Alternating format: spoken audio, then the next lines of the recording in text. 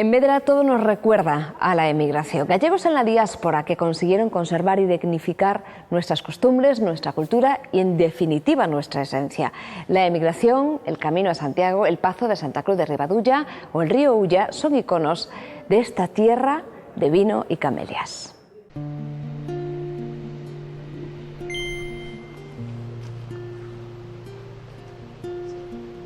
Nos encontramos en el lugar de Uteiro, en la parroquia de San Pedro de Vilanova, en Vedra.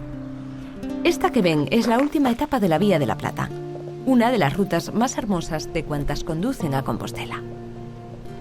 Es un lugar de leyenda. Los discípulos de Santiago Apóstol, enviados por la reina Lupa, vinieron caminando hasta aquí para recoger los bueyes del mítico Pico Sacro y transportar así el cuerpo de Santiago Apóstol. Según esa misma leyenda, la señal de la cruz lo salvó de un fiero dragón y de 2 toros bravos. Un poderoso canónigo de la Catedral de Santiago de Compostela, el doctor Feijóo Novoa, que aquí se encuentra su escudo, era un hombre poderoso de la Iglesia de Santiago de Compostela. Le conmueve tanto esta idea y esta leyenda que hace una fundación notarial en Santiago de Compostela, la dota con 60 bellones de oro. Construye esta magnífica capilla en el lugar donde estaban los toros y donde se arrodillaron los discípulos de Santiago Apóstol. Allí manó una fuente tremenda de agua, que fue el lugar donde se puso la fuente. Esta fuente barroca, trasladada al emplazamiento actual en el año 1724 desde un lugar más alto, conserva esculpida la leyenda del dragón y del traslado del cuerpo del apóstol Santiago. Esta joya es en parte del maestro Mateo.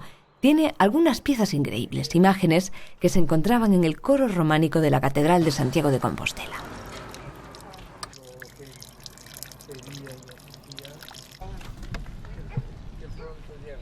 Junto a la fuente encontramos esta capilla, la de Santiaguiño, construida a mediados del siglo XVII.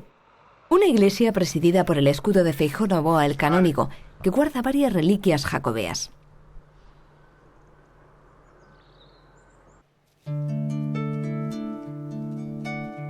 El coto de Ximonde es otro de los referentes de Vedra. Es uno de los cotos salmoneros más importantes de Galicia. En el refugio de pescadores existe un pequeño centro de interpretación del río Ulla y una estación de cría y reproducción. En el 68 fue la primera vez que yo estaba en la emigración y fue cuando vino la primera vez. Y pesqué 28 salmones pesqué el primer año. Sí, bastantes salmones, no cabe duda que fueron bastantes. Creo que fue el único año que pesqué tantos, pero... Hoy ya no se pueden pescar tantos salmones como antes, pero este paseo nos permite algo más que eso.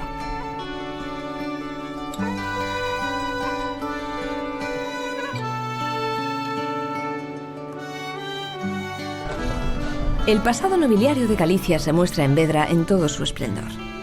Este edificio, el Hotel Pazo de Galegos, situado en lo alto del Valle del Ulla, fue residencia de don Antonio López Ferreiro, descubridor de la tumba del apóstol y uno de los grandes de la literatura gallega. Hoy ofrece 9 estancias a 13 kilómetros de Santiago de Compostela, la capital de Galicia.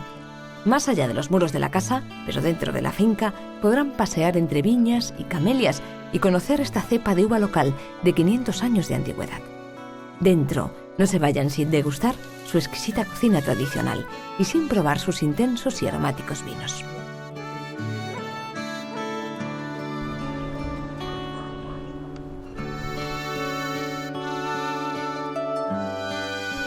A tan solo 2 kilómetros de aquí está el mejor olivo monumental de España.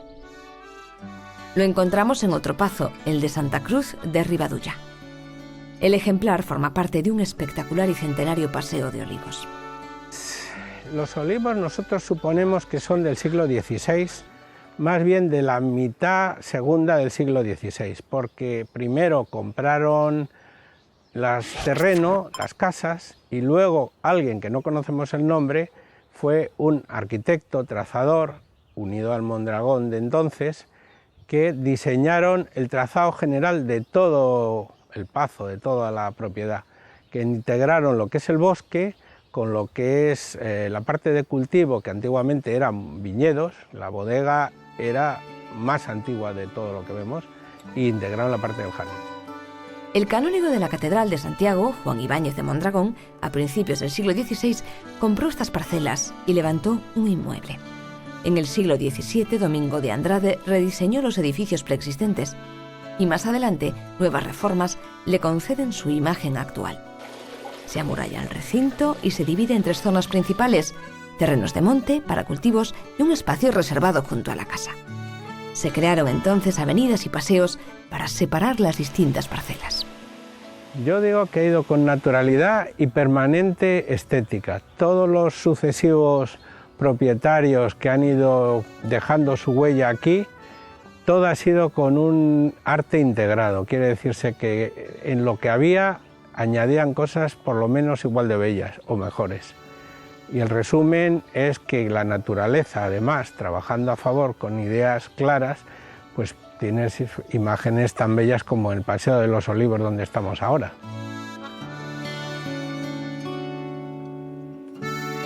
La asociación con sede en Córdoba de los Olivos Monumentales eligió uno de ellos como el mejor de España. El cultivo de los olivos se utilizó para producir aceite, una producción que duró hasta el siglo XX. Otro cultivo principal fue el de los viñedos. Con ellos se elaboraba el apreciado vino de Lulla. La familia Mondragón y la Armada, a principios del siglo XVIII, vivían en Santiago y eran patronos de una de las capillas de la catedral. Esta fue su villa, la propiedad más mimada de todo lo que tenían. Además de la viña y los olivos, se introdujo el maíz y comenzó el interés por la camelia. La colección de Camelias del Pazo es la más antigua, importante y mejor documentada de Galicia y de España, y difícilmente hallable en Europa. Estábamos equivocados. Lo que siempre pensamos que era el Océano Atlántico no es más que un río grande que separa Vedra de arriba y Vedra de abajo. Existen varios documentos que demuestran que la emigración aquí comenzó a finales del siglo XVIII. El éxodo masivo durante el siglo XIX y siglo XX no rompió los lazos, más bien los estrechó, sobre todo en Argentina. Aquí en Vedra todo nos recuerda a sus emigrantes. En 1910 los vedreses del exterior configuraron la Sociedad Parroquial de Vedra en Buenos Aires. Gallegos en la diáspora que lucharon por conservar y dignificar en la distancia nuestras costumbres, cultura y en definitiva esencia. Los que se iban recibían unas clases aceleradas, la mayoría de este maestro. La lucha constante forjó una sociedad que supera ya los 100 años de vida, pero ha sido sobre todo la comunicación con sus raíces la que le ha permitido sobrevivir. Y ese vínculo se renueva. Sus fotografías, sus cartas y sus recuerdos forman parte ya de un capítulo vital de nuestra historia.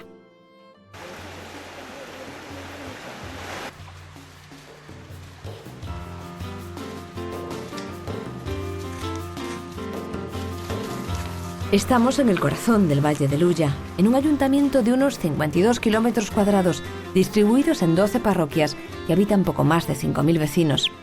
Es un municipio pequeño, pero grande en extensión, muy verde, lo que favorece la promoción de pruebas como la ruta de bicicleta de montaña de la Camelia o el trail Carreras por Senderos, que cumple este año su segunda edición.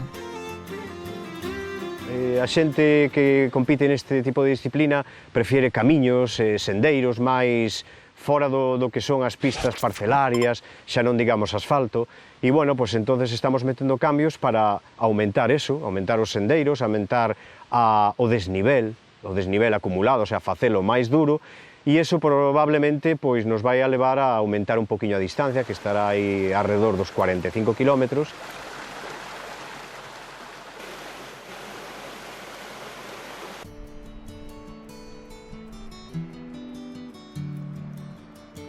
El Ulla y el puente que lo salva, el de Gundián, son los iconos de Vedra. Todas estas terras da Ulla sempre foron moi fértiles. De feito, hai anos coñecíase a Ulla como a horta de Compostela, porque realmente aquí pois dábase de todo e moita xente iba a vender a Santiago. Debido así ao microclima que hai, a pesar de estar tan cerca de outros lugares que teñen moito máis índice de chuvia e todo, pois ten como un microclima e ten unha temperatura moi agradable. Este puente tiene dos nombres, el viaducto de San Xoán da Cova y el puente de Gundián. Lo llamen como lo llamen, más de 50 años después sigue siendo una de las obras más espectaculares de la provincia de A Coruña. El viaducto del ferrocarril sobre el río Ulla en Gundián, entre el Ayuntamiento de Vedra y el de Estrada, es el símbolo de la comarca, un recurso turístico y patrimonial para la zona, para amantes de la fotografía y también del senderismo.